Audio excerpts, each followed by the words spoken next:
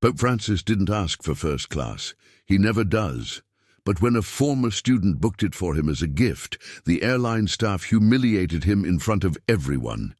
He said nothing, just made one quiet phone call. By the next morning, the entire airline had changed. Before we reveal the full story, hit that subscribe button and tell us in the comments below where you're watching from. Now, let's get into it. The sky over Rome was painted in watercolor grays that morning, the kind that made even marble look soft. Francis stood at his window, watching drops trace lazy patterns down the glass. The room behind him was sparse, a simple bed with pressed linen, a wooden desk worn smooth from years of elbows and prayers, and a single crucifix hanging crooked on the wall. He'd never bothered to straighten it. Some imperfections, he believed, were more honest than perfection. His weathered hands cupped a ceramic mug of tea, not coffee, despite his Argentine blood. His doctor had insisted on the change months ago. Concern etched in his face as he'd explained about heart rhythms and sleep quality. Francis had smiled and agreed, though privately he mourned the ritual of morning espresso that had followed him since seminary. Dawn was barely breaking as he set the mug down and reached for his breviary, the spine cracked and pages dog-eared, from decades of thumbing through the same passages.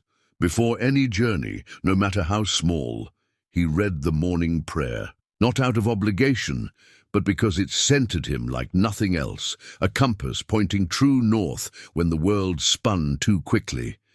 He was going to visit a retirement home for missionaries in rural Sardinia, a place with cracked windows, handwritten hymns, and a chapel that held more sorrow than incense, the kind of place Francis never forgot. Men and women who had given everything, their youth, their health, sometimes even their sanity, to serve in the most forgotten corners of the world. Now they sat in worn armchairs, arthritis twisting their fingers, memories fading like old, photographs left in the sun, the church's quiet heroes waiting for their final calling. As always, he requested economy, not because he liked cramped seats or lukewarm meals, but because it was the only way he felt close enough to overhear real suffering. He once told an aide, "You learn more in the middle seat than you do from 10 reports," but this time something strange happened. When his assistant logged into the airline portal to finalize the booking, the system blocked the economy fare. "Seat already assigned," it read. "Assigned to first class." Francis frowned. That must be a mistake. His assistant checked again. It wasn't. A first-class ticket had been booked and locked, non-refundable, already flagged as confirmed by executive override. A quiet call to the airline revealed the truth.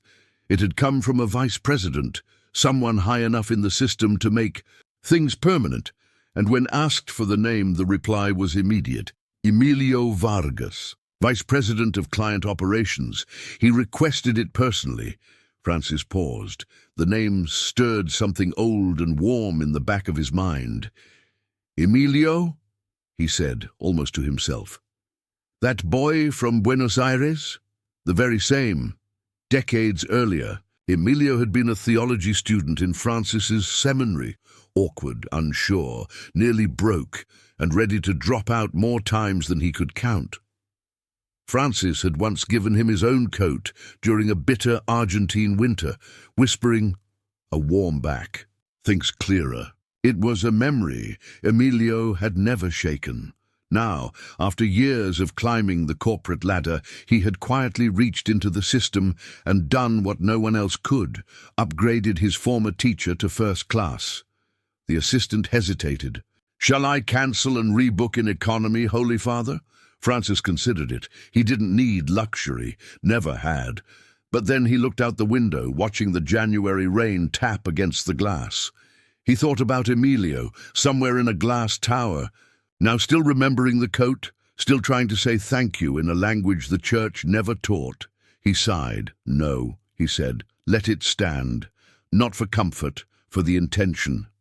The next morning, Francis dressed simply. Black slacks, wool sweater, No collar. He packed his own bag, just one, no staff, no headlines. He walked through the terminal like anyone else, his gait slow but certain. The line at the check-in desk stretched like a slow-moving river, business travelers tapping phones, retirees shuffling passports, and a family trying to corral a toddler. With an inflatable giraffe, Francis waited quietly among them. No security entourage, no vestments, just a man with a coat and a canvas carry-on patiently inching forward. He could have used the priority queue, but he didn't. He never did. If he was going to accept the seat, he would at least earn it through the same inconvenience as everyone else. He stood between a young mother rocking a fussing infant and an elderly couple leaning against each other like weathered trees. The woman's hands trembled slightly as she searched through her purse for documents. Without drawing attention, Francis reached down and picked up the boarding pass that had fluttered to the floor, handing it back with a gentle nod. She thanked him without looking up, never realizing who had helped her. Francis preferred it that way. His thoughts drifted to the missionaries he would visit, men and women who had served in jungles and deserts, in war zones and refugee camps, people who had brought medicine to villages without doctors, taught children in schools without roofs, and baptized converts in rivers where crocodiles lurked. Now they sat in simple rooms, bodies broken by tropical diseases and years of deprivation, waiting for the final journey.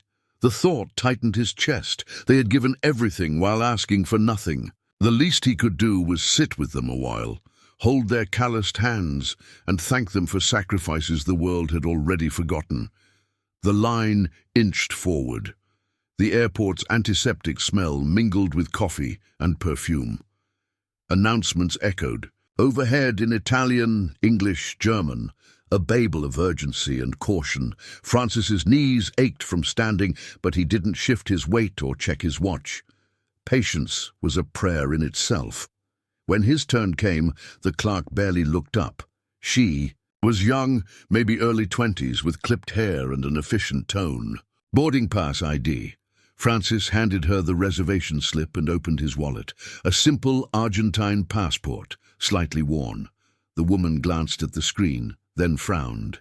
"This says first class." "Yes," he said gently. "You're Pope Francis?" A pause. "I am Jorge Mario Bergoglio," he replied with a tired smile. She stared at him. "Do you have ID?" "I just gave it to you." Her fingers began tapping the keyboard, faster, sharper now. A supervisor approached, drawn by the hesitation. He took one look at the situation and sighed. "Problem?" The clerk lowered her voice slightly.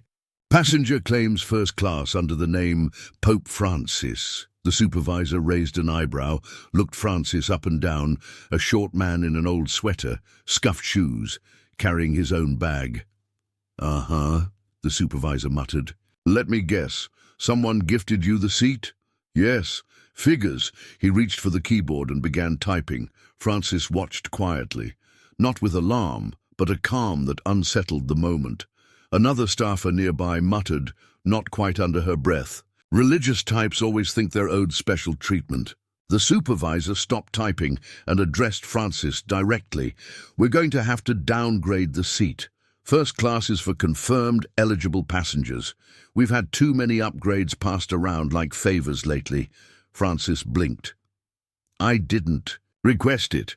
We don't allow transferred status," the man snapped, "especially not when it creates confusion at the gate." A couple behind them started whispering. A teenage boy looked up from his headphones. The atmosphere shifted, just enough to feel like an audience was forming. Francis nodded slowly. "Then assign me where you like." The supervisor motioned to the clerk. "Economy, middle seat if available." She typed with a touch too much satisfaction. A printer spat out the new boarding pass. "Here." Francis took it. No protest, no indignation, but before stepping aside, he turned back toward the desk. "May I use your courtesy phone for a moment?" The supervisor hesitated, then gestured toward the counter near baggage drop. 2 minutes, he said. Flatly, Francis walked over, dialed slowly from memory. 1 ring, 2, 3, then Emilio Vargas. A pause. Francis spoke gently, just above a whisper. "It's me. I believe you meant well, but I didn't need the seat." He listened for a long moment, then added, "But they needed a reminder." When the call came through, Emilio Vargas was standing on the balcony of his office suite, staring out at a hazy skyline and sipping his second espresso. His assistant had tried to intercept it. "It's someone calling from a courtesy line," she said. "No name given." He almost told her to decline, but something told him not to. Then came the voice, not rushed, not indignant, just familiar. "It's me," Francis said. Emilio's heart dropped into his stomach. "Holy Father," he whispered, standing upright. "I believe you meant well," Francis said gently, "but I didn't need the seat." Emilio didn't speak. He couldn't. He could already imagine what had happened. The mistake, the treatment, the assumptions. But they, Francis continued, they needed a reminder, not a rebuke, not anger, just disappointment, offered as softly as a blessing. Emilio turned away from the window and braced his hand against the desk. He knew the tone. He had heard it once before, decades earlier, in a drafty hallway outside a Jesuit lecture room in Buenos Aires. When he'd almost quit the seminary, he took a breath.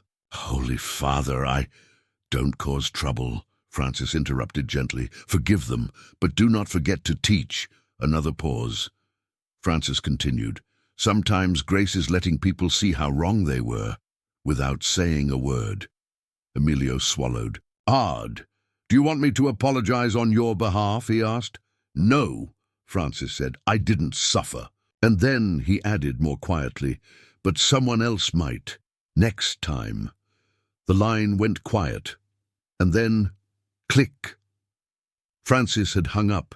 Emilio stood there, phone still in hand, heart pounding with a mix of reverence, guilt, and fire. The memory came back in a wave. His name was Emilio Vargas, but Francis had never once called him that. Back in Buenos Aires, he'd always been mi hijo, my son. Emilio had grown up in a cramped second-floor apartment above a bakery that rarely kept the lights on past 8. His mother pressed uniforms in the mornings and sorted schoolbooks in the evenings. His father had disappeared before his 3rd birthday, and no one ever spoke of him again. He was a clever boy, quiet, too proud to ask for help, but never proud enough to pretend he didn't need it. He met Father Jorge Mario Bergoglio when he was 17, during a community catechism class that Emilio had only attended because it meant free lunch. The first time they spoke, Francis didn't talk about faith or doctrine. He pointed at Emilio's worn notebook and said, "You write like someone who still wants to be believed." Emilio didn't answer. He didn't know how. Francis didn't press. He never did. He simply walked with him the next day, and the next, and then, on a Tuesday afternoon, with the smell of fresh bread wafting through the courtyard, he asked him why he looked so tired. "My mother can't afford my tuition," Emilio admitted. Francis didn't blink. "And?" "I'm going to quit." Francis nodded, like it was the most reasonable conclusion in the world. Then he handed him an envelope. "There's a scholarship," he said. "It's already approved. You'll start next week." Emilio opened it when he got home. There was no scholarship, just a note. "You're not quitting. You're just beginning. Keep going. I'll handle the rest." Years later, Emilio would learn that Francis had paid the balance himself, out of the modest stipend he received as a rector, quietly forfeiting a winter overcoat to cover the rest. The nights in Buenos Aires had turned bitterly cold that season. Emilio still remembered seeing Francis hunched against the wind in a thin jacket, breath-forming clouds in the freezing air. When Emilio had asked about his usual coat, Francis had merely smiled and said, "Someone needed it more." It wasn't until years later that Emilio realized the someone had been his education. That winter, Francis had caught pneumonia. He never complained, teaching through fevers and chills, his voice growing hoarser each day until the seminary doctor had finally ordered bed rest. Even then, Francis had slipped notes under Emilio's door, reading suggestions, encouragement, small jokes that somehow made the burden of poverty feel lighter. When Emilio fell behind in Greek, Francis stayed late to tutor him, often until the seminary lights were turned off and they worked by candlelight. Francis's hands, even then, had been marked with age spots and prominent veins, hands that seemed built for blessing rather than writing. But they would scribble translations in the margins, draw little diagrams to explain conjugations, and occasionally reach out to squeeze Emilio's shoulder when frustration threatened to win. When his mother passed suddenly, Francis sat beside him for 4 hours at the wake without saying a word. The silence had been more comforting than any platitude. Francis had simply been there, solid as earth, while the world collapsed around Emilio. Later that night, when everyone else had gone, Francis had helped clean the tiny apartment, washing coffee cups and folding linens with the same reverence. He showed at the altar, and when he graduated at last, cap in hand, surrounded by classmates from better families, Francis didn't attend the ceremony. He was waiting instead outside the gate with a bag of pastries and 2 plastic cups of coffee. "I knew you'd make it," he said, "but I waited anyway." Emilio had gone on to study aviation logistics, not because it was his dream, but because it meant job stability. He climbed fast, faster than he ever expected. First regional supervisor, then director, then vice president. Now, one of the most powerful names in South American air transport. He had everything, but he never forgot the thermos, the coat, the quiet man who'd once paid for his future and asked nothing in return. That's why, when he saw Francis on a regional flight schedule, heading into a remote mountain diocese where the roads still washed out in rainy season, he made one quiet call. "Upgrade him," he'd told the airline scheduler. "No noise, no announcement, just a seat where he can rest." He didn't tell anyone who the passenger was. He didn't tell Francis either. He just wanted, for once, to return a favor, to give the man who gave him everything a little comfort on the way. But that's not how it had gone. And now, sitting in his corner office with the city lights below, Emilio stared down at the empty mug in his hand and whispered the only truth he had left. "I owe him more than I've ever repaid." Emilio Vargas didn't slam the phone down after speaking to Pope Francis. He didn't curse or send off angry emails. He didn't post a single word. Instead, he stood from his desk, walked over to the tall window that overlooked the airfield, and watched the blinking lights of a flight taxiing down the runway. Then he called in 3 people, no titles, no hierarchy, just the core team that had been with him since his first regional post.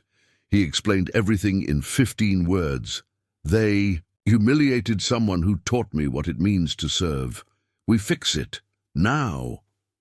By the following morning, the shift supervisor at Gate B12 had been reassigned, not fired, not publicly shamed, but quietly rotated into back-office logistics. No official explanation was given, but the message was clear. Within 48 hours, the airline's entire frontline team, check-in, boarding, lounge service, received notice of an emergency retraining session. Mandatory, paid, all attendance. Logged. The training manual itself was revised overnight.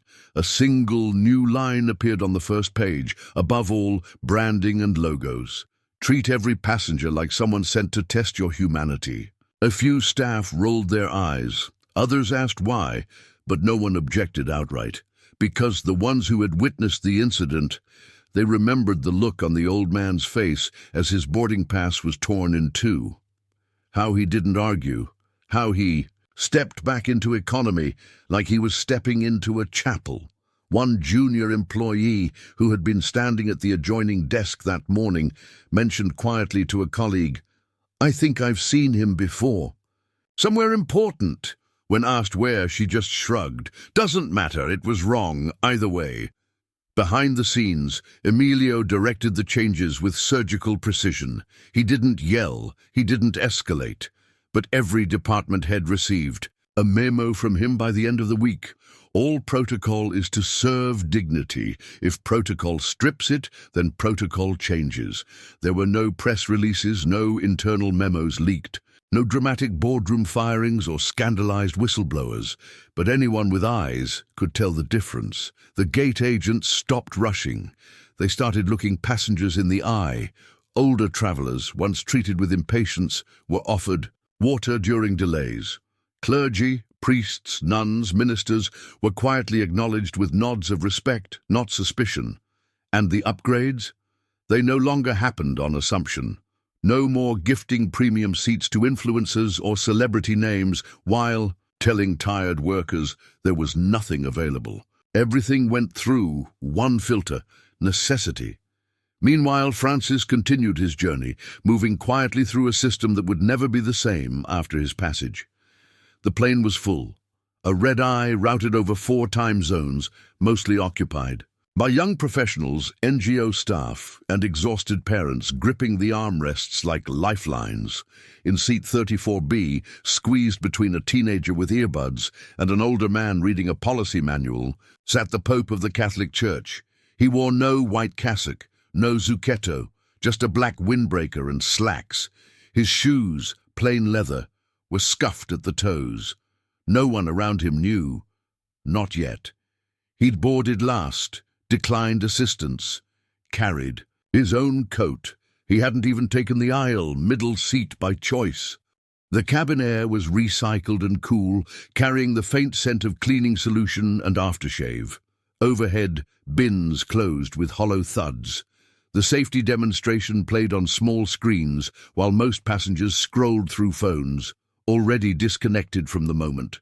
Francis watched the flight attendant demonstrate the oxygen mask, how to secure your own before helping others. He'd always found that instruction quietly profound.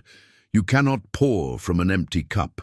Even compassion requires self-preservation.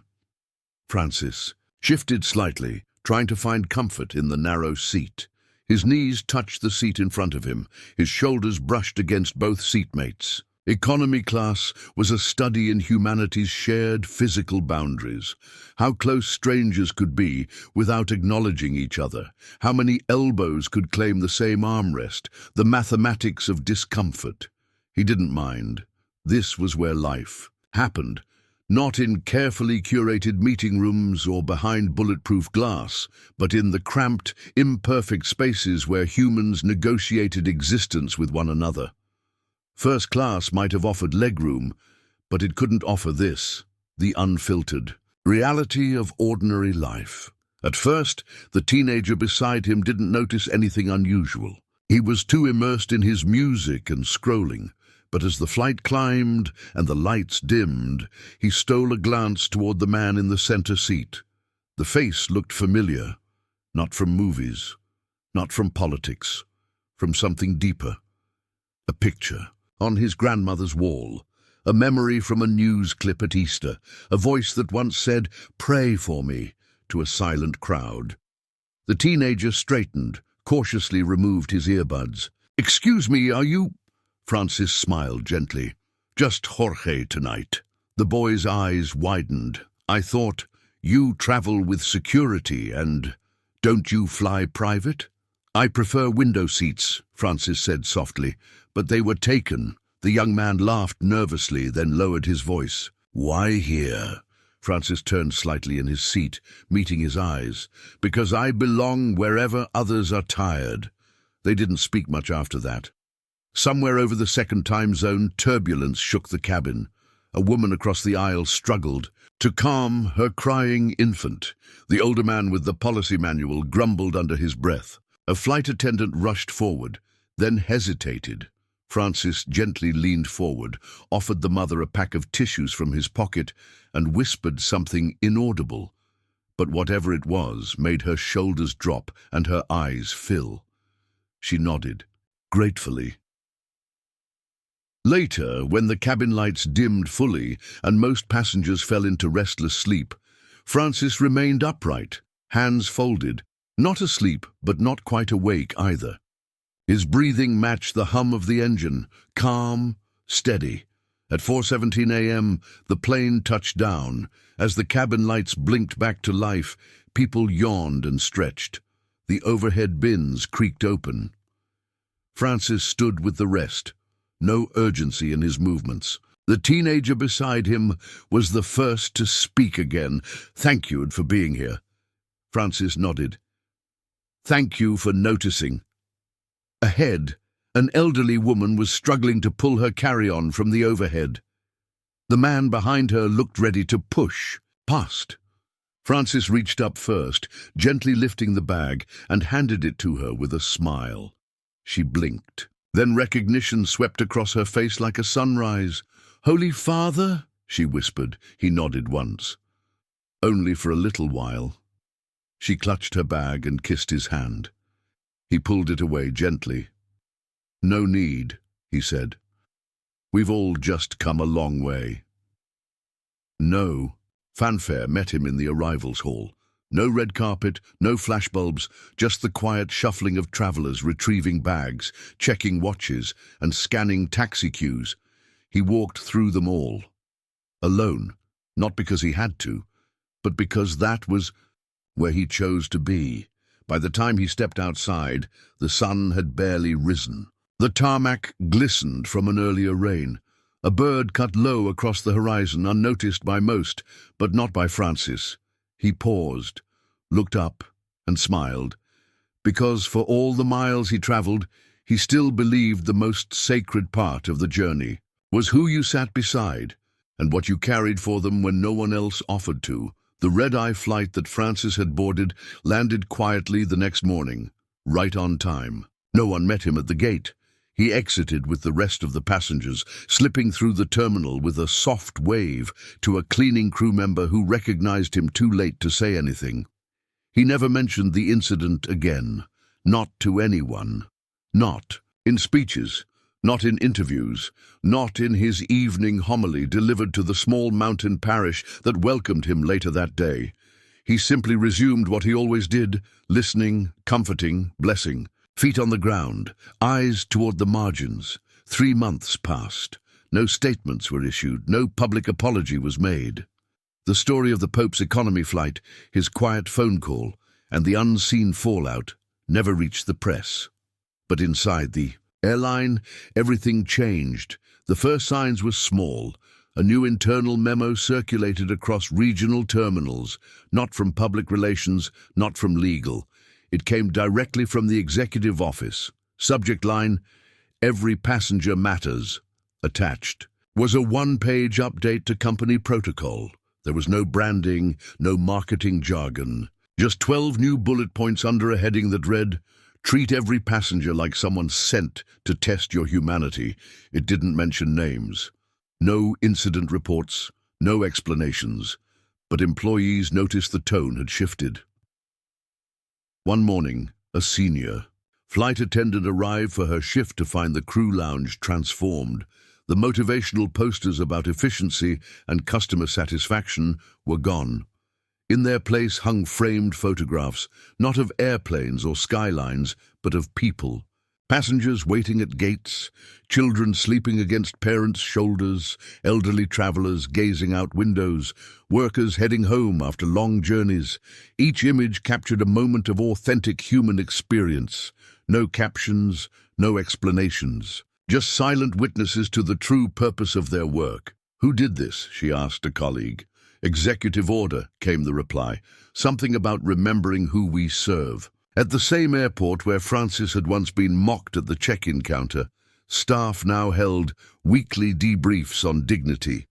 Supervisors were no longer rated solely on efficiency, but on emotional intelligence. One HR official quietly ordered soft skill training for all new hires. The budget doubled for crew courtesy refreshers. Inside the training module for gate agents, a new section was added. It opened with a simple line, "Respect doesn't wait for recognition." They didn't need to explain who that was about. The senior VP, Francis's former student, never spoke about it directly. But his fingerprints were everywhere.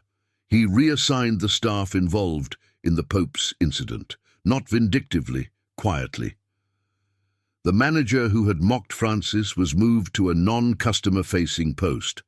Another employee, who had stood silently while it happened, was sent through a retraining cycle that included a full week shadowing accessibility services at the airport. One junior staffer asked offhandedly, "Why the sudden emphasis on humility?" His trainer answered without blinking, "Because one day you'll think you're looking at a nobody, and it'll turn out you were being looked at." At headquarters, a subtle but seismic policy change was finalized. The long-standing loophole that allowed high-level executives to unilaterally upgrade VIPs without disclosure, gone. From now on, every upgrade overruled by a third-party gift would require approval and documentation. The student, now executive, did not make the change. To avoid trouble, he made it so no one else would misuse good intentions. Honor, he said in a closed meeting, should never be an excuse to treat someone else like a nuisance. Still, he never mentioned Francis by name. He didn't need to.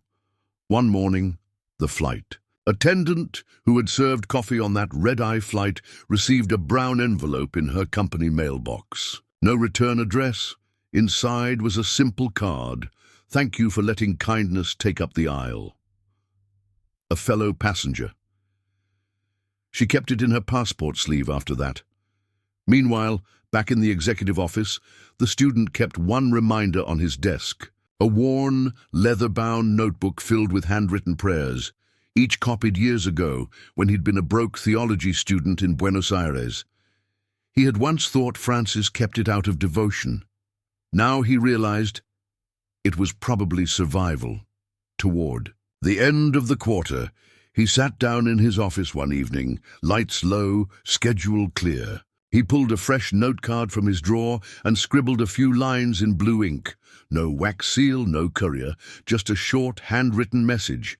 He addressed it to the Domus Sanctae Marthae in Vatican City. "Next time, I won't book first class. I'll just come sit with you." He didn't include his name, he didn't have to, because some debts can't be paid back, only carried forward. If someone honored you with a gift, but others mocked you for it, would you stay silent like Francis? Or would you make the call? And if you were in that check-in line, would you have spoken up or watched quietly? Let us know in the comments. We read every single one. And if this story gave you a different way to think about humility, power, or how quiet actions can shift entire systems, hit that like button, subscribe, and turn on the bell so you don't miss any of our daily uploads.